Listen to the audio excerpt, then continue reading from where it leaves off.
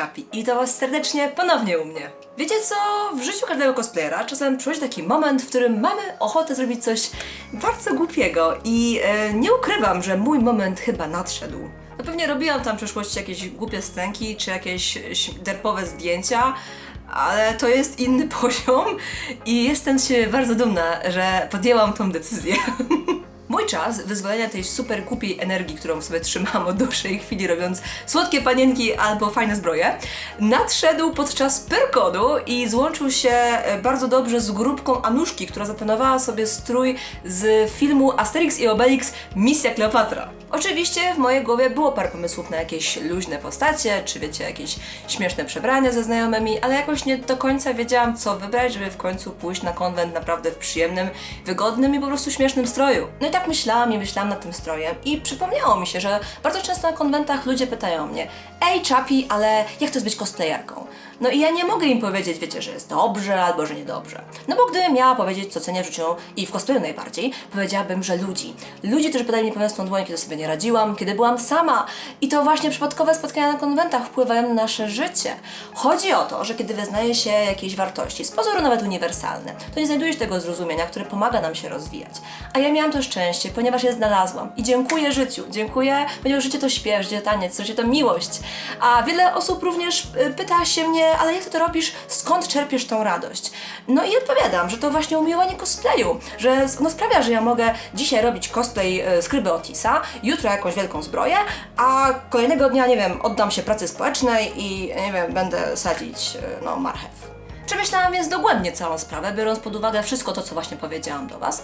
I przy okazji tak świetnie się złożyło, że moja dobra koleżanka Anuszka planowała swój kostium Kleopatry z jej chłopakiem Maćkiem jako Cezarem, więc nie pozostało mi nic więcej, jak dołączyć do ich wesołej ferajny i tak oto stałam się żywym memem polskiego internetu, czyli skrybą Otisem. Ja osobiście jestem zakochana w tym filmie i uważam, że Asterix i Obelix Misja Kleopatra, skąd pochodzi ten kostium, to jest obok Shreka chyba najlepsze arcydzieło polskiego dubbingu, jakiekolwiek powstało i każdy powinien go oglądać 15 razy w swoim życiu, minimum, ponieważ ja nie wiem, czy nie zobaczyłam go już 40 czy 50.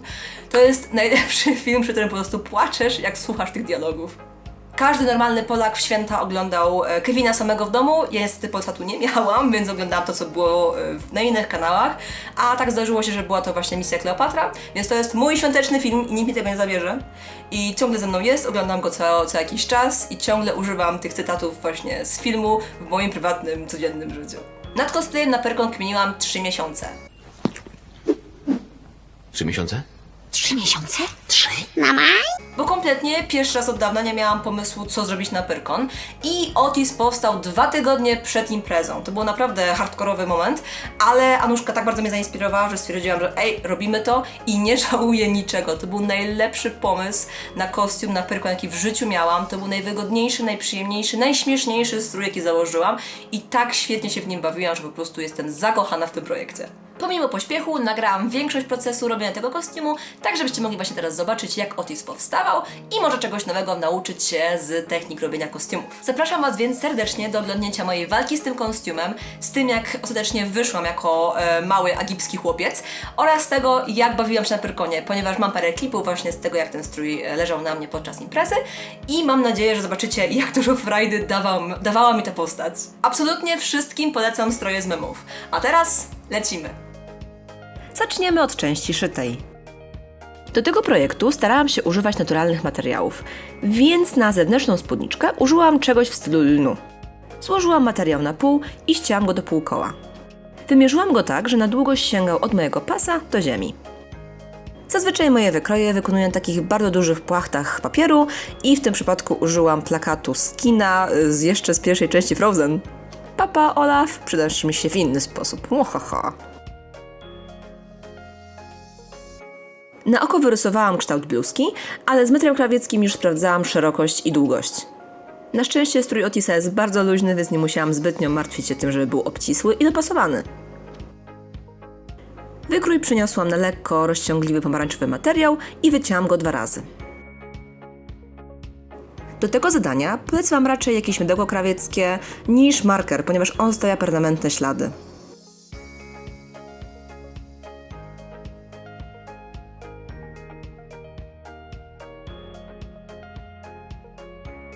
Złożyłam ze sobą 2 części bluzki i spięłam je szpilkami.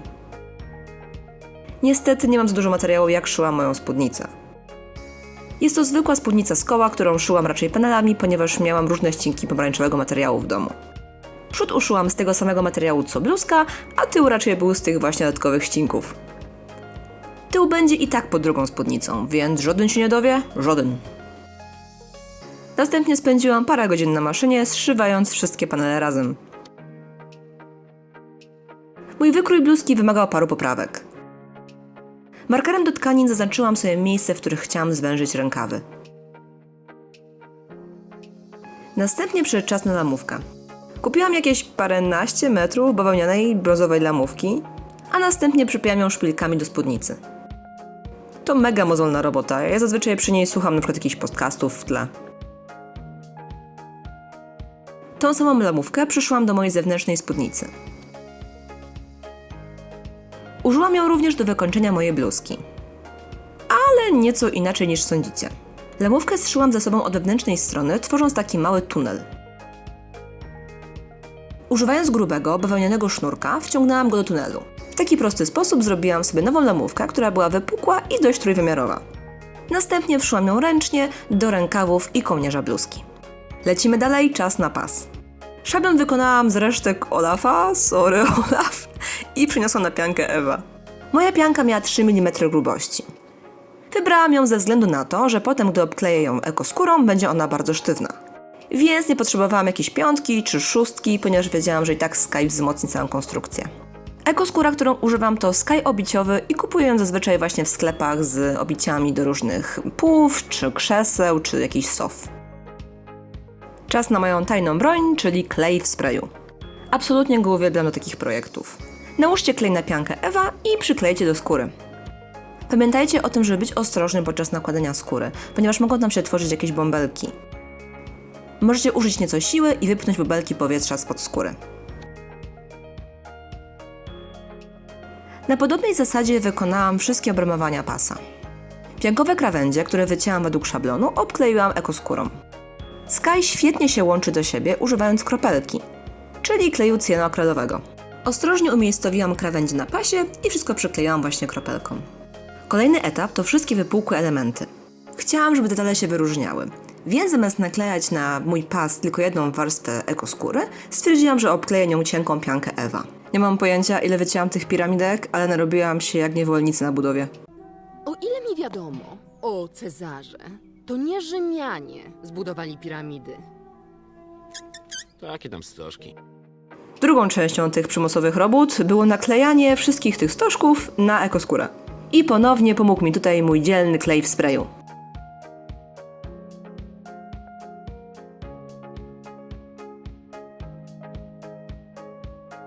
Po obklejeniu tych wszystkich pierdółek trzeba było je nanieść na pas.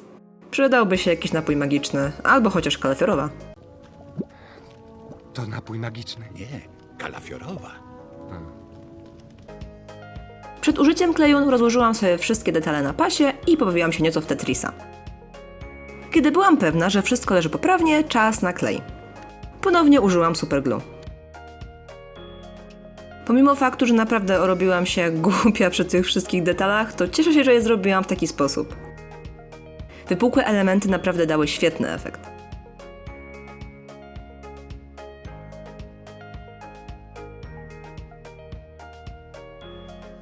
Używając przyrządu do tworzenia dziurek w skórze, wykonałam ich parę z tyłu, tak żeby móc związać pas na mnie. Polecam Wam podłożenie czegoś twardszego pod dziurkę, np. jakiś kawałek kartonu, bo w taki sposób zrobicie ją łatwiej. Kolejnym elementem było wykonanie tub na papirusy Otisa. I była to chyba najprzyjemniejsza część tego kostiumu, ponieważ żeby zrobić takie tuby, stwierdziłam, że wykorzystam opakowanie po Pringlesach. A tą mniej przyjemną częścią było oglądanie finału sezonu Gry o Tron. Dobry Boże, co oni zrobili z tym serialem? Puste tuby obkleiłam ekoskórą. Tuby miały idealne wymiary i kształt, więc po prostu stwierdziłam, że wykorzystam je. To nie tak, że chciałam zjeść Pringlesy czy coś. Obkleiłam również spód i przymocowałam je do pasa. Ostatnim krokiem było malowanie pasa. Uważam, że jednym z najfajniejszych elementów strojów właśnie do filmów jest brudzenie ich. Dzięki temu zabiegowi i kostium, i cała postać nabiera większego realizmu. Do mojego pasa użyłam farb akrylowych w kolorze czarnym i brązowym. Wymieszałam kolory i nadmiar farby wtarłam w chusteczkę. Następnie, używając bardzo zniszczonego pędzla, wtarłam farbę w każde krawędzie. Ciemniejsza farba w załamaniach pasa wyciągnie detale jeszcze bardziej. Jeżeli nałożyliście za dużo farby, zawsze możecie ją zetrzeć chusteczką. Osobiście uważam, że różnica jest ogromna.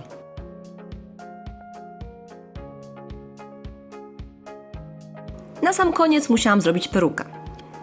Kupiłam dwie bardzo rzadkie partyboxowe peruki i zszyłam je razem. W taki sposób mój strój Otisa był całkowicie gotowy.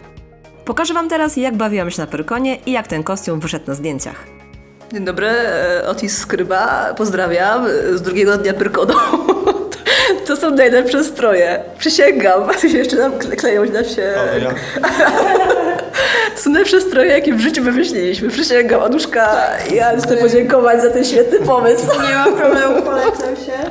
Także idziemy skrybować na Pyrkonie. Pewnie usłyszę monolog Skryby przez wszystkie godziny dzisiejszego dnia, także jestem gotowa, moje gardłonie, ale damy radę.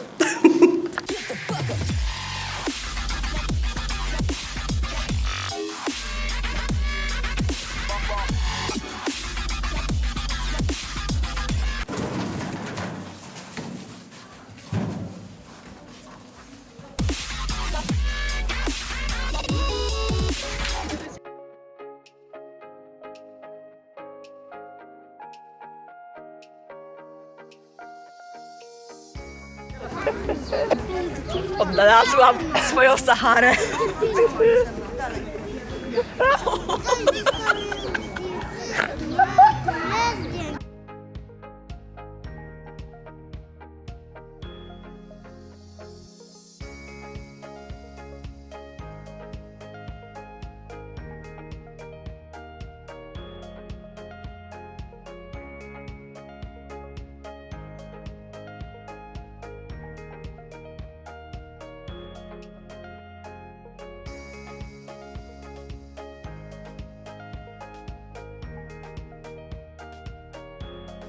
Serdeczne dzięki za oglądnięcie tego filmiku. Mam nadzieję, że dobrze się bawiliście. Szczerze mówiąc, to nie mam wytłumaczenia na to, czemu tak późno publikuję ten filmik. Autentycznie zapomniałam. Miałam te pliki gdzieś na komputerze już od maja i jakoś tak wyszło, także przepraszam was serdecznie, ale Otis w końcu zagościł na kanale. Jeżeli macie pomysły na jakieś kolejne mimiczkowe stroje dla mnie, to koniecznie komentarze pisać mi, słuchajcie, koniecznie, ponieważ chcę wiedzieć, co jeszcze mogę stworzyć, żeby mój świat był lepszy. Mam nadzieję, że ten film pokazał wam, jak naprawdę masę frajdy może dać cosplay. I zapraszam was dzięki temu na inne moje filmiki, gdzie pokazuję, jak wykonuję różne inne kostiumy, czy jeżdżę na konwenty. Z tej strony możecie mnie subskrybować, a z tej zostać moimi patronami. Do zobaczenia następnym razem, a dzisiaj dzięki, pa i chwali Podobowi. Nie wierzę, że nagrałam ten monolog na jednym cięciu. Pyrkon mnie zniszczył. Mam to już wryte w mózg.